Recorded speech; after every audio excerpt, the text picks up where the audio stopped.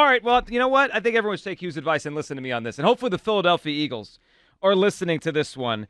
Because I saw something this morning, and I got to tell you, this is insanity. This is insanity. Dan Graziano, ESPN, they do a column, right, where all these insiders say, well, like the last-minute things they're hearing about the NFL draft. And we got a lot of draft rumors around the Eagles. A lot of people think they're going to trade up from 22, which that part I'm good with. Go ahead. Howie's not great at picking in the early 20s. Trade up. Cool with that, Hugh. But here is where I am not cool. This is from ESPN this morning. Quote, people I've talked to believe the Eagles want to try to move up for a wide receiver. Hey! And one theory that Graziano found very interesting and potentially hilarious is they could move up for Georgia tight end Brock Bowers. All right, well, Hugh, I know you're a Bowers guy, and I think Bowers will be a tremendous player. But the idea of the Eagles moving up for, I'll just call it a pass catcher, right? A wide receiver or a tight end in the first round is insane.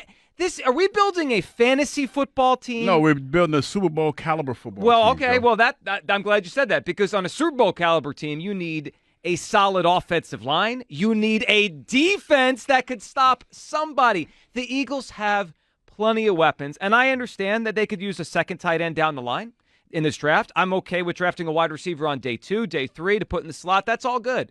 But if the Eagles use their first-round pick tomorrow night on a wide receiver or a tight end, it is not just crazy, it is insanity. I would be beside myself if they take a receiver at 22. I just think it's crazy. They need to build their trenches. They need to build their defense. They need to fix the areas of this team, short-term, long-term, that are a problem. They just paid 2 receivers $25 million a year. 25 of them things. They have a running back who was once the second pick in the draft. They gave him 13. They have a $250 million quarterback. I feel like everyone is playing a practical joke on me, just see how angry I could get. Maybe the Eagles are included in this tomorrow night. What are we doing here, Hugh? I would obviously be upset if the Eagles take a receiver tomorrow night. Would you? No, not at all. And I'll tell you why. Because it plays into exactly what I've been saying all this time, Joe. Defense is a luxury, not a necessity. And if you're going to go out, you already have your quarterback. It was something that I sent you a few weeks ago, and it's obvious that you didn't listen to it. I did listen. You didn't listen to it. I listened, I threw my phone across the room. Hall of Fame D tackle, Warren Sapp said, a defender, just like I was when I played in the league, said that defenses are not, they're not a necessity anymore. You go out, you pay your quarterback $100 million, you go out and your $100 million quarterback has to go out and win football games for you. We have a $250 million quarterback. And if you go out and you get a receiver, then guess what that's telling me? That you feel that you have the guy that's going to get you over the hump. Oh, yeah, and by the way, in his short time that he's been in the NFL, he's already been to the Super Bowl. So what do? You go out and get him some more weapons. That's what you do, Joe. You go out and get a receiver. You go out and get a guy like Brock Bowers. And you have him help your quarterback out so we can get to the promised land. That's what the league is about nowadays. It's about championships won by your quarterback. Well, yes, I agree with that. The quarterback's got to play a big role. And I understand the point of giving him help, but they've given him enough. He has more. Jalen Hurts has more than enough help on the offense to score points. A lot of them. He has 2 top, 15 receivers in the league, however you want to rank Devonta Smith. He's a very good player. I don't know if he's top 10 receiver, but he's close. They paid him. They still have a tight end people believe in Dallas Goedert.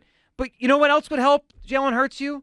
An offensive lineman to make sure that it's sturdy in front of him. Not a sexy pick. I know it's not I'm not looking for a sexy pick. I'm looking for a championship pick. Or, I don't know, and again, sometimes I forget, am I actually in Philadelphia or am I just reading the signs wrong when I'm living and driving around here? This is not Philadelphia anymore. How about a defense? Hugh, you mentioned the Super Bowl a couple years ago, and Jalen played very well that year.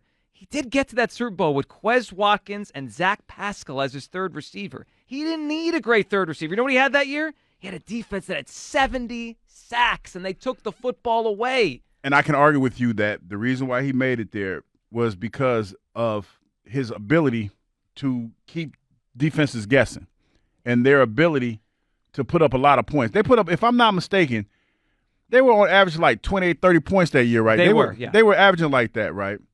So now we have a young quarterback in that situation that one can argue that if Jalen Hurts was on par with Patrick Mahomes in that game, at least one mistake that he made when he had that turnover, at least one mistake, Joe, now we have a quarterback who's got a little bit more seasoning on him, got a lot more weapons, has better weapons, and we're going to go out and get him another weapon.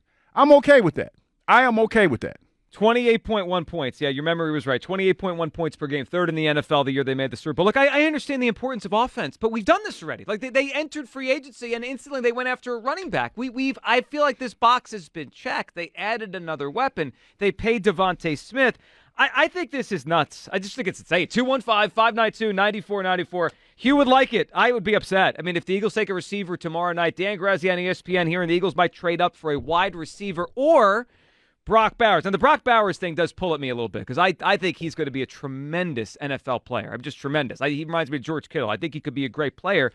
But I look at the other side of the football, and I say, yeah, all right. Let's say they do it. Let's play this out for a second. Let's say the Eagles trade up to, 19 and draft Brian Thomas out of LSU. Does that make the offense better? Sure. Let's say they trade up to 16 and get Brock Bowers. Does it make the offense better? Yes. But what if they can't stop anybody? Yeah, but what if they're scoring 30 or 40 points a game and the other team can't keep pace because they are? Because everybody's not – I look at it like this, Joe. Everybody is not going to match up well with you in this situation because the NFL is all about matchups. So if I go out there, say, with a lineup of A.J. Brown, Skinny Batman, Dallas Goedert, Saquon Barkley, and say Brock Bowers, you don't have enough people on your squad. Ain't a team in the NFL right now before the draft has enough guys that can cover everybody. Nobody has that kind of personnel in the NFL. Nobody. That puts you at an advantage right there by itself. You're not gonna be able to bracket anybody. You're not gonna be able to double team anybody because if you go 2 tight end sets with a running back there, you're gonna be in a situation where everybody's gonna have to man up. You're not gonna be able to play zone that great, and if you do play zone, you're gonna probably get picked apart because you got Saquon Barkley back there. So yeah, pick your poison. That's a hard team to defend. I agree it'd be a hard team to defend. It also would be an easy team to score. And can I just read everybody? I'm just going to list these names. This is the current Eagles depth chart on defense, okay? Milton Williams, Jordan Davis, Jalen Carter on the defensive line. Bryce Huff, Nakobe Dean, Devin White, and Nolan Smith at linebacker. I'm okay with playing with them guys. James Bradbury, Chauncey Gardner-Johnson, Reed Blankenship, and Darius Slay at corner.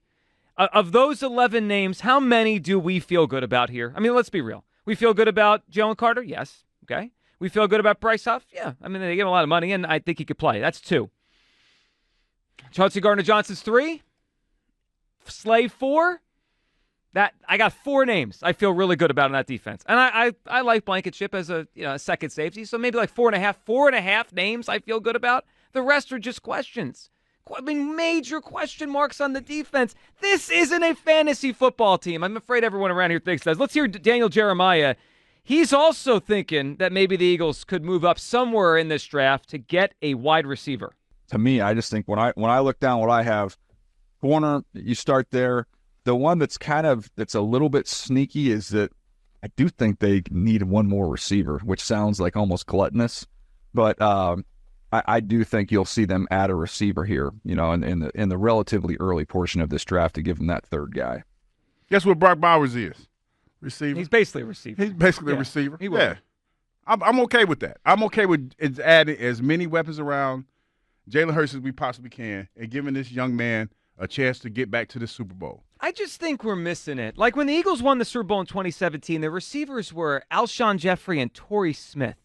Last year when the Chiefs won the Super Bowl, their receivers were Rashee Rice. That was their best receiver, a kid that kind of came along during the season. Why do we need another wide receiver? I'm like, did everyone vote on my day off to do this to me one day just to say, like, you kind of planted this rumor out there and then everyone decided they would yell at me about we need another receiver? I think you guys did just to see how riled up I could get. Well, if the Eagles play along with your joke, I'm going to get really riled up on Friday morning. 215-592-9494. I think Daniel Jeremiah used the perfect word there. It's gluttonous. That's ain't nothing wrong with that, but you yeah, can it's something wrong with being a glutton. Defense is a luxury, not a necessity, Joe. Not a necessity. No, it is a necessity. Not a necessity. I disagree. You and Warren Sapp don't know defense like I do. I mean, this is a that might be true. That might be true.